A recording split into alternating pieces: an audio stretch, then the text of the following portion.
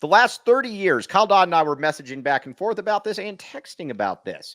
We're going to go with our best players at each position for the last 30 years in the Pac-10 / Pac-12, kind of as an homage to moving on. So let's start. It gets interesting here at the point guard spot first. Who is your point guard, Kyle Dodd? Do you want to go with the Phoenician Mike Bibby, or there's one other choice? Yeah, I mean, honestly, this was crazy, and I just was listing off name after name. Yeah, it's wild, isn't it? I have my selfish, opinions. Like Jason Gardner is one of my all-time favorite guys, ironically, because he's just a great person, and I thought he was as good as anybody in the league, for a while. Obviously Baron Davis, you go back to Gary Payton, and Luke Ridnour was ridiculous to guard. Jason Terry, Salim, all the guys you guys had, Earl Watson. But yeah, I would honestly probably go just pure talent like Baron Davis or Bibby for sure. You know who I'd go? I would go, I'm going Mike Bibby, but then after that, for my second team, I'm going Jason Kidd.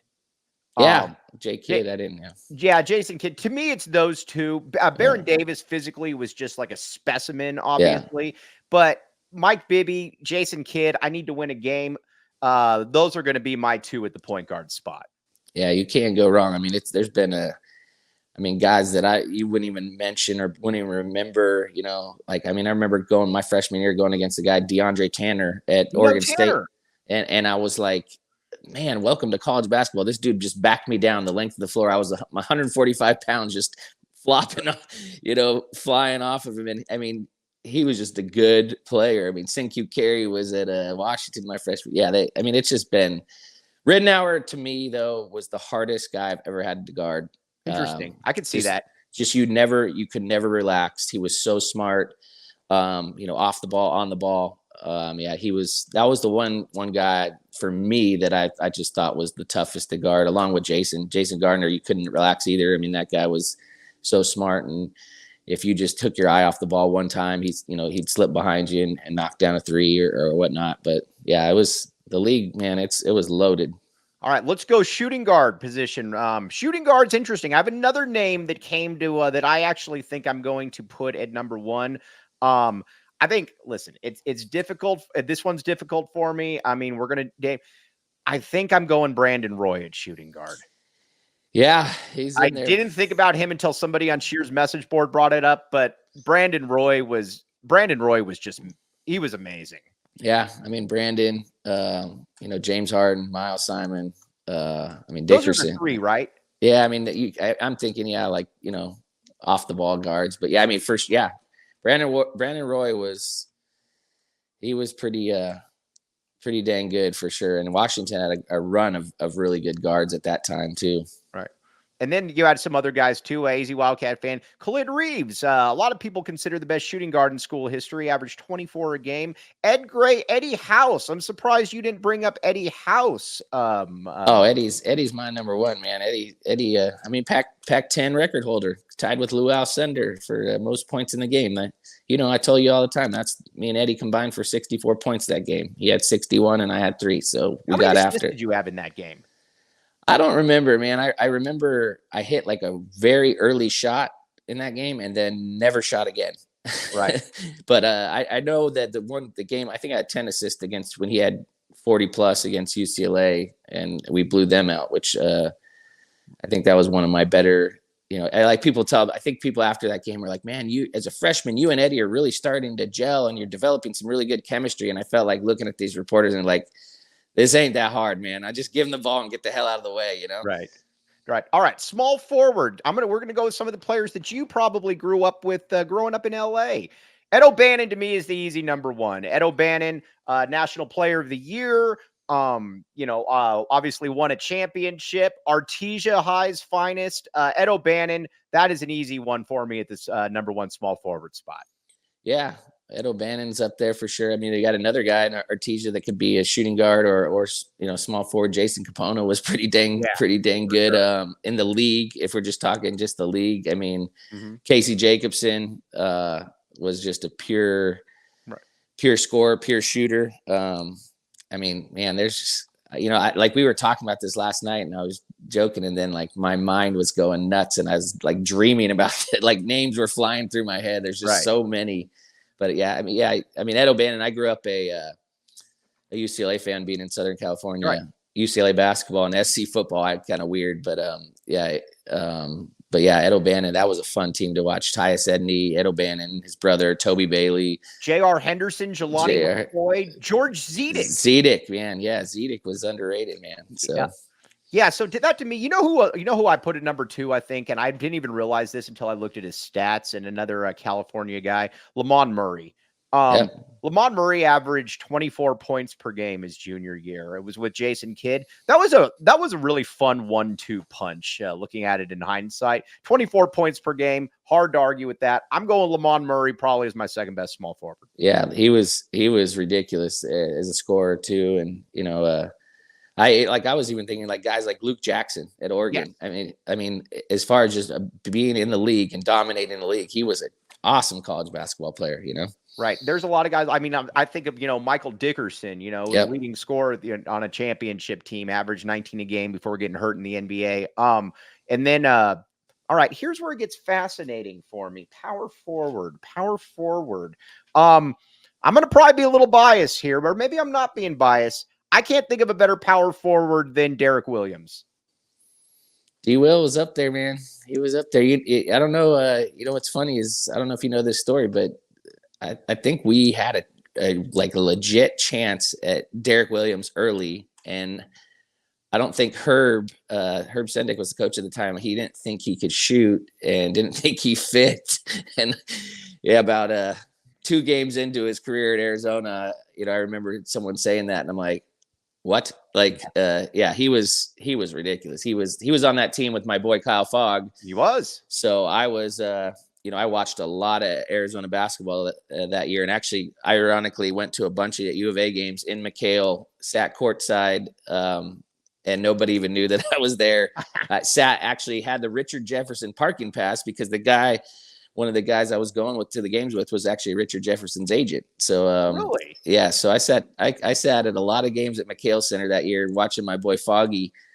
I was living in California at the time, and I think I just maybe moved back for like one of the seasons he was there. But yeah, nobody knew. I just slipped in, slipped out. Slithered on in. Right. Yep. I like it. All right. Yep. All right, my other one is I'm going with Sharif Abdur-Rahim. I like that era of Cal basketball because I have no problem with cheating in college basketball. So I'm fine with it. Everybody does it now. Todd Bozeman was bringing in all these players that should probably have never been at Cal. Jason Kidd, Lamont Murray. Sharif Abdur-Rahim, Conference Player of the Year as a freshman, went off to be the 3rd pick. That is my power forward, Kyle Dodd. Yeah, I can't go. You can't really go wrong there. I might go a U of A guy too up there, Michael Wright. Loved Michael Wright. Michael Wright, rest in peace. He was to me as good a college big man as I played against, like actually playing against. Right. Sean Lampley, Cal was pretty good. I got to go my dude Ike Diagu, Sam Clancy. Yeah, Sam Clancy. That USC team was loaded. Clancy, Blue, Granville. But yeah, Ike Diagu, I know that's tough for you guys, but Ike was a beast. Ike was ridiculous. I think he scored in double figures every game of his career, and Ike came in at 19 and left at 22 points per game. Ike was the man. Ike is an all-time ASU guy for sure. Yeah, for sure. The fun story about that USC team. Remember, do you remember Adam Spanich? Yep. So Arizona was on the way to being the first 18-0 team in conference history. And I believe it was the last game of the season.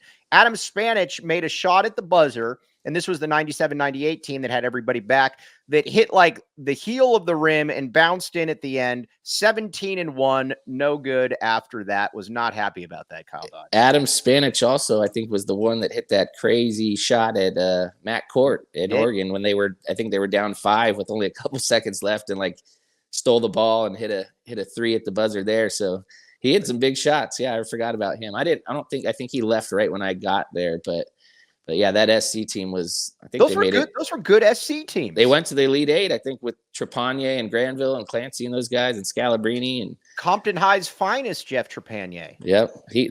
Talk about freak athlete, man. That dude could jump out of the gym. We actually got in a brawl. Not Kyle Dodd. Yeah, we got a brawl with USC my freshman year. Jeff Trepanier and Avi Story. You guys might remember that name. But AWVEE. yeah, and it was the game. The funny thing is the game wasn't on TV, and so like right now, if it was today, I mean, we would have had 20 suspensions. Not one guy got suspended. Right. We had photographers and media people and fans breaking it up, and it was just after the handshake line heading up to the tunnel. Nobody ever saw it. Right. It was a kinder, gentler era. Yeah, it was a big old Avi got probably did something crazy, and then got into it with Jeff Trepanier after the game. So was this as good as the AJ Bramlett Eddie House scrap? Yeah, this was a full on. Yeah, it was pretty crazy because multiple people were getting in and trying to pull bodies off, and so yeah, the Eddie House Bramlett one was on the street though. That was outside a hotel, right? Yes, there certainly was. Oh, Greenway High School's finest question here. What happened to his teammate at hometown kid Chad Pruitt? Loved Chad Pruitt. Or first saw Chad Pruitt play RJ in the state championship game. St. Mary's against not St. Mary's.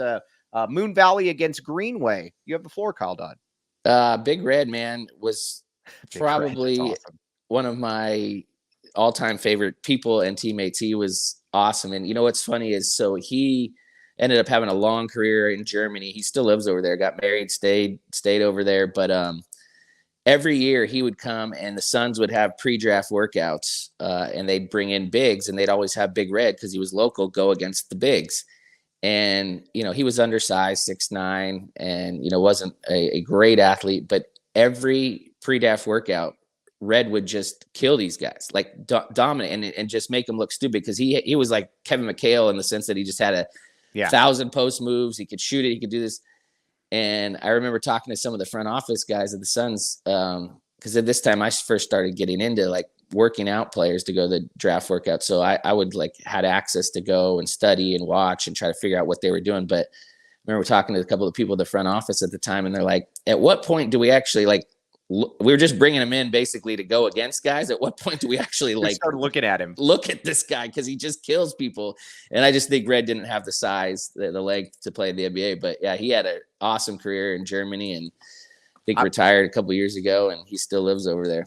Yeah, I was a big fan. Like I said, Greenway's finest. All right, now let's talk centers. To me, the first one is Kevin Love. Love to me was just he was different. He had the entire package. He was big. He was strong. He had the Wes Unseld outlet pass. Kevin Love to me is the best center. That one was an easy one for me, to be honest with you. Yeah, K-Love for sure. He had a heck of a career. I mean, Collins twins at Stanford, Lopez twins at Stanford. Mark Madsen had a good career at Stanford. Jeff Pendergraph, Dan Gadzurek. All these names. Woods? Yeah, Lauren Woods had Lauren Woods was Channing Frye. I mean, Channing Frye.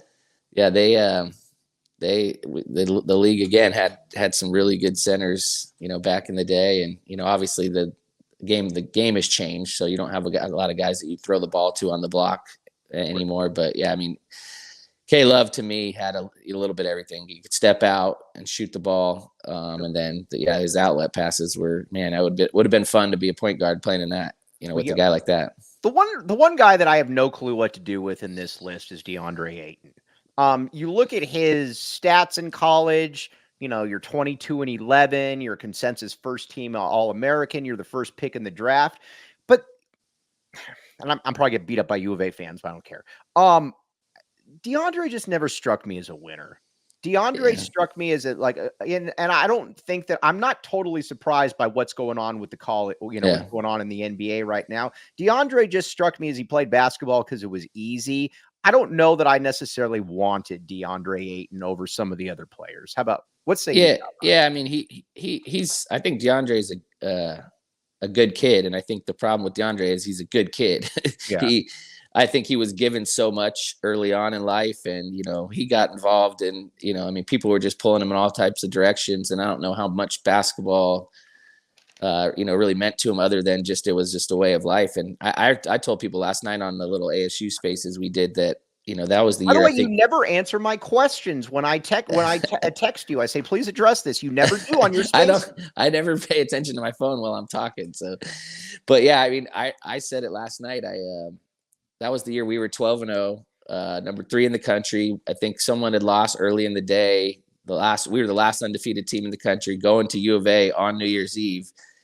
And I think it was an up and down preseason for Arizona. And I remember walking in like, man, we can win this game. We're going to be number 1 in the country. Like, we're going to be 13-0. Like, this is Arizona State basketball. What is going on? I was losing my mind. And I walked into McHale Center, and me, Doug Tamero, and Tim Healy ran right in the hallway. First freaking person we saw was DeAndre Ayton. And I'm like, damn. Like, oh boy. Yeah. I mean, he was just a specimen, man. And we, that day, Doug Tamero always says, we got Ayton, man. I mean, he was a beast. And we had some good post players that year, Romello White and Daquan Lake and stuff, but he was a load. And I think if he had a little bit, I guess to get back to my first point, if he had a little bit of a mean streak in him, that guy could be ridiculously good. And, I don't root against the guy. Obviously, when he came here, or the Suns and stuff, and Portland, I mean, I hope he figures it out, because he's just got a boatload of talent. I've never seen anybody at Arizona that walked in that just looked so much different than everybody else that's ever walked through here.